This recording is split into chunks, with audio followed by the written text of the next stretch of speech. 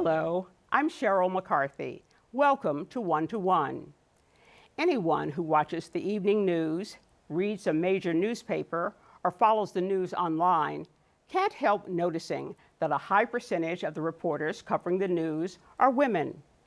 In fact, many of the important stories in recent years, from the myriad malfeasances of the Trump administration to the sexual crimes committed by powerful men, to the enduring impact of the country's history of racial discrimination, have been reported by women. This wasn't always the case. For decades, women were mostly barred from contributing more than the most trivial aspects of the news. How did they break through those barriers and change the practice of journalism permanently? In her book, Undaunted, How Women Changed American Journalism, author Brooke Kroeger chronicles the long and bitter struggle to make women equal partners in the journalism business and tells us where it stands today. Welcome. Thank you so much for having me. What made you decide to write this book? I didn't decide, I was asked. Well, I decided after I was asked, but I was asked to write it by an editor at Knopf who had gone looking for a book of this kind, wanting to inform himself, and realized there wasn't one. And so he went about finding someone to do it, and somehow my name popped up. Actually, there was a book in 1936. It was called Ladies of the Press by Ishbel Ross, who was a really go-getter, man's idea of what a woman journalist should be. And she wrote it in 1936 as she left the profession. I found it very interesting that in the book, you use the term woman journalist as opposed to women journalist. Why? So that's a really good question. Woman journalist, because you notice that you can't say man journalist. You have to find some other way to say that if you don't want to use the word male, which I studiously avoided in this book. I was schooled by a student that male and female didn't really refer to identity. And so I worked very hard not to use those terms except when they were in a quote. But the common way to talk about a woman is woman journalist, and the proper adjective is woman, not women. Okay. And notice how you can't say man journalist because the default is man. So it's actually embedded in the language. Okay. So let's start at the end. How are women journalists faring these days in the profession? Very well, generally very well. They are rising in executive positions in numbers we haven't seen before. They are more prevalent in war reporting, foreign correspondence, the jewel postings of the craft, Washington. And the reasons for that are maybe not as wonderful as we would like to think. So what are those reasons? Well, if you look at this historically, as the book does, from 1840 to the present, watching in every decade how women fare in the profession and where the changes come, it's hard not to notice that when women have breakthroughs, to a large extent, it is at points when either the publication or the network or the field itself is in peril. And I think, as we all know, this is one of those times. I remember when men were leaving journalism to go into finance and, becoming, make a whole lot of money as stockbrokers or whatever. So this is another whole wonderful area of women advancing. It's a long-standing theory known as job cues, gender cues. So if a profession is considered an alpha profession, as journalism would have been at a certain point, the alpha male, who is considered the white man, is at the top of the queue. And then when he leaves to do other things, as you just described, women come next, and then various minorities thereafter. And that's sort of the way the queue has worked. So we've noticed that in accounting, publishing, psychology, and those were the fields that were studied, but I think it parallels journalism very well. Women have actually been writing articles, contributing articles, essays certainly to newspapers for a long time. Long time. But there were barriers to their becoming full-fledged journalists, to becoming, to have it as a profession, to get paid for it. And to get paid well, because as early as the 1840s, 1850s, and 1860s, we see women at the top of the pay scale in journalism and also equal, not held back the way they were from the mid-1880s on. And that's really interesting. Of course, these women were exceptional. Exceptional is the key word. Women who were A++ never had a problem in this profession, not from the beginning. It's women who were just great who had a much harder time, especially if color was involved or having other encumbrances in their lives. Who were those stars? Are they people whose names we would know? Who were they? Well, the one we remember is Margaret Fuller. She's the one who has the most lasting legacy, and she's the earliest of the women in mass journalism. This book is really not about all women. It's about the women who were doing men's jobs, the women who were doing jobs that men would covet. And I thought that was a very specific way to go about this, to see where change really happened. So Margaret Fuller, really in 1840, was doing everything any journalist of any stripe would want to do. She was the editor of The Dial, which was a highbrow cultural magazine owned and run by Ralph Waldo Emerson, her friend. She was a great networker, like many of these women are. Then she goes to the New York Tribune, working for Horace Greeley, running a column right next to his, which of course she signs with an asterisk, a star, which I always thought was rather wonderful. And then after a couple of years, starting writing culture, she moves into covering the underbelly of New York, looking at what the charitable institutions are doing to help those in need. And then after 2 years, she just pops off to Europe to cover the Italian Revolution, and then dies tragically at 40. After her, we have people like, names that are really forgotten, Grace Greenwood, Gail Hamilton, and Mary Clemmer are three who really stand out. Gail Hamilton and Grace Greenwood followed the lead of Lydia Maria Child, who was a contemporary of Margaret Fuller's, actually 8 years older, who moved through the abolition press to get standing. And I thought this was a strategic brilliance, really. By working for these papers that couldn't pay, or paid very poorly or late or almost never, they had platform that everyone was reading. So it wasn't them writing poetry and sweet little short stories and columns that nobody saw in women's-like publications. They were writing for the most sophisticated audience, because who was reading those works. And so that meant that they got seen. Yeah. And they got seen for how good they were. So Gail Hamilton goes on to have a long career at The Atlantic. Grace Greenwood writes for The Times and other places. She's what you call sort of a travel correspondent. This was an area where women did find a way in. Right. And then they both wrote from Washington political commentary that was very respected. And they are cited over and over again for their high earnings, as is Mary Clemmer, who was earning like $5,000 a year, more than any other correspondent in Washington while she was writing for The Independent. Well, writing about those hot topics, the abolitionist movement, Sure. the women's rights movement, Sure. Suffrage, all of those, this was a way for a lot of women to get Right. in on the... But the women who wrote suffrage in the era before the amendment passed were writing kind of the quotidian stuff, and then the big male reporter would come in to write the big stuff on the front page. So suffrage really wasn't the great way in. Okay. But abolition was, because I don't think people were reading those suffrage journals unless you were an advocate, unless you were an activist. You talk about the women who went to Europe.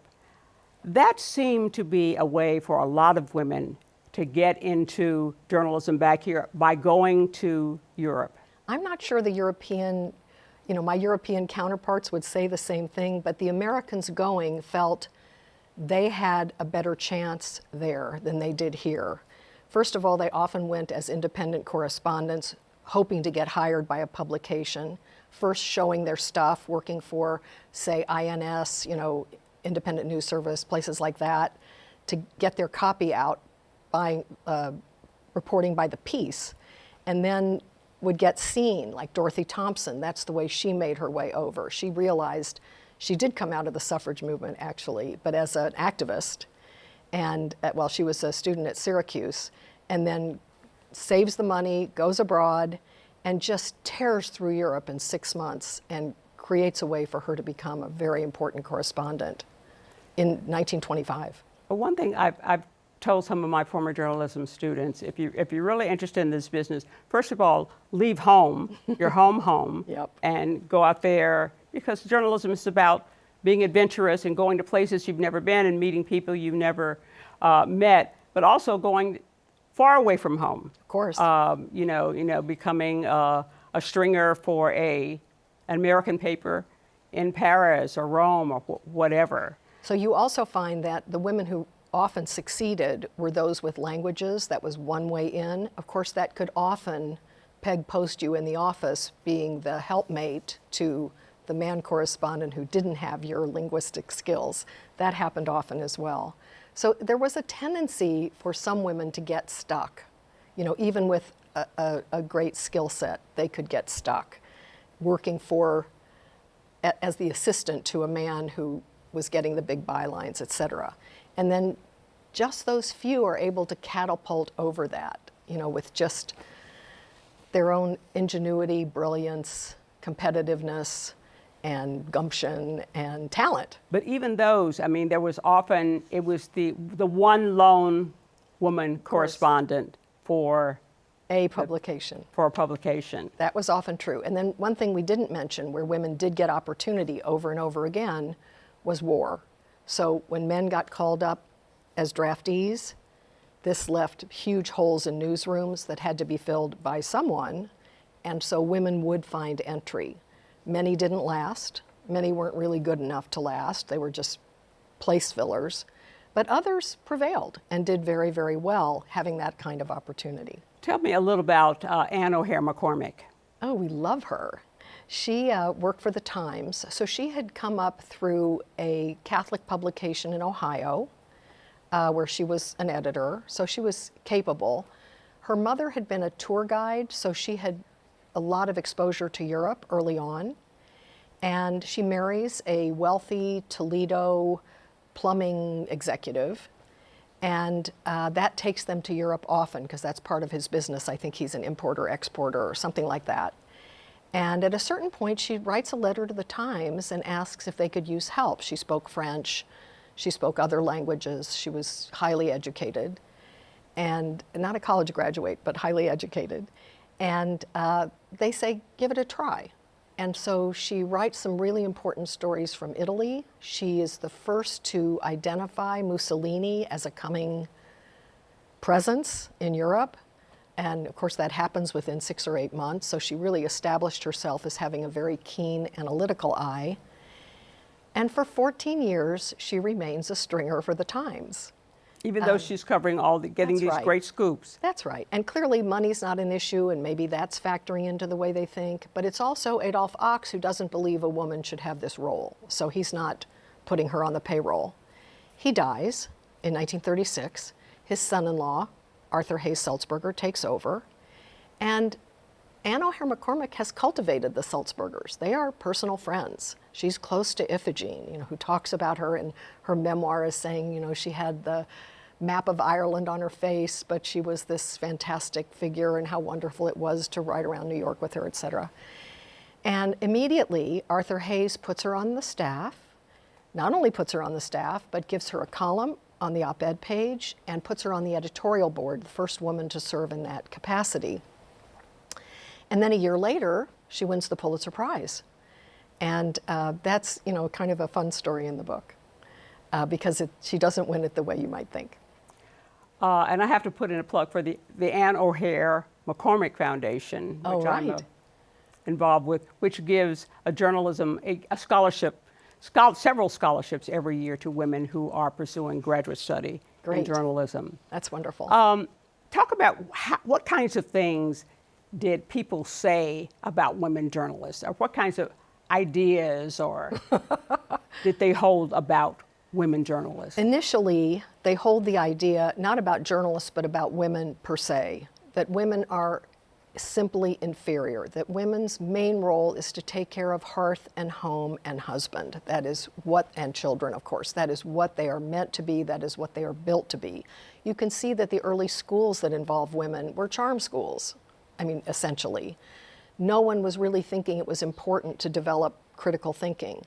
Margaret Fuller cottoned on to this before she became a journalist and ran a series of conversations, she called them, in Boston that were really geared towards teaching women how to systematize knowledge.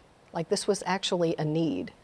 But because of this long history of women having been so subordinated, I like to say it was seen as a congenital defect that women didn't have the brain power to do the heavy stuff.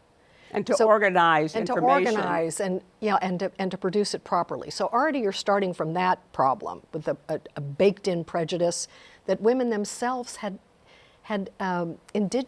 taken in to themselves. So you're fighting yourself as an enemy and also the way the world is seeing you. Right.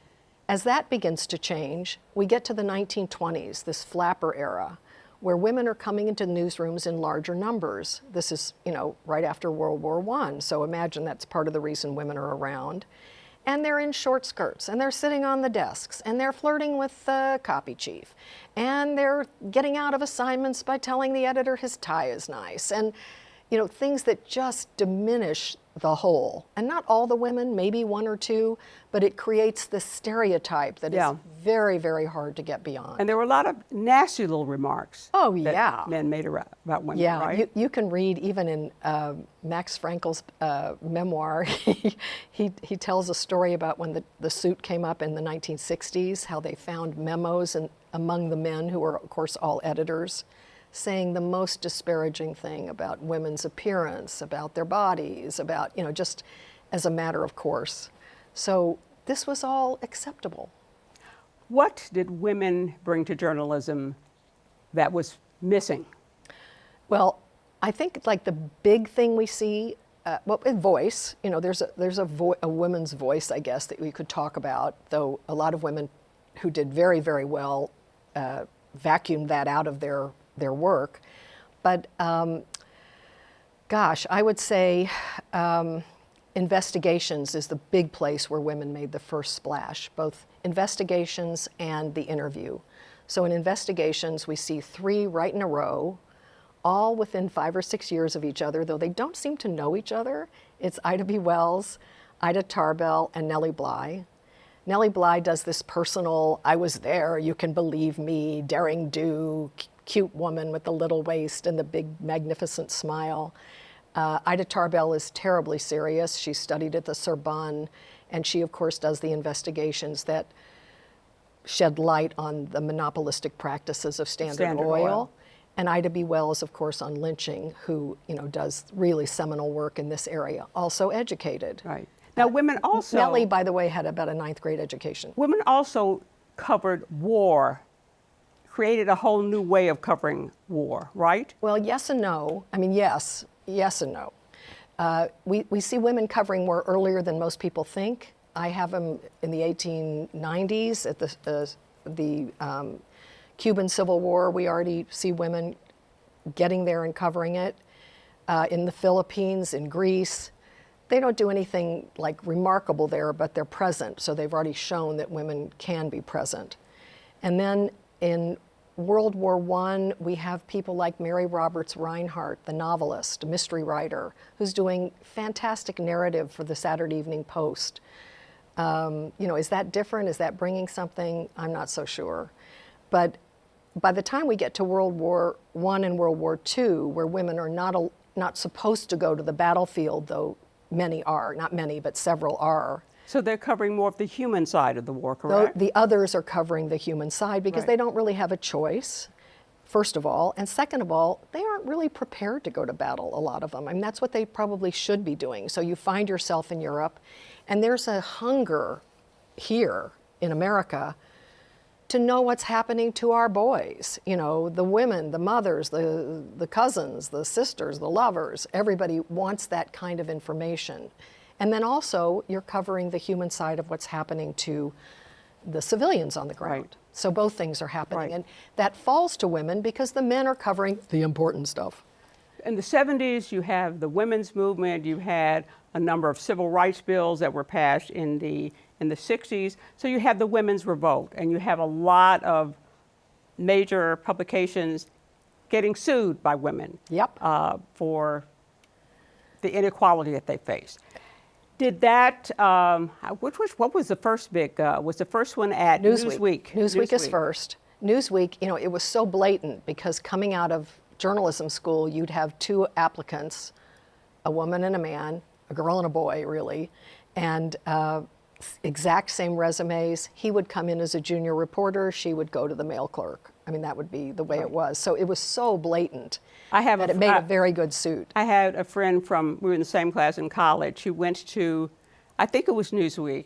Of course, Time magazine was same story. The same way. Same story. And was there for 16 years as a researcher, never got to be promoted to a reporter, never got to be reported, never got to be a writer. I mean, there were Marshall scholars in that situation. Really? I mean, it was so, yeah, of women. It was just really shocking.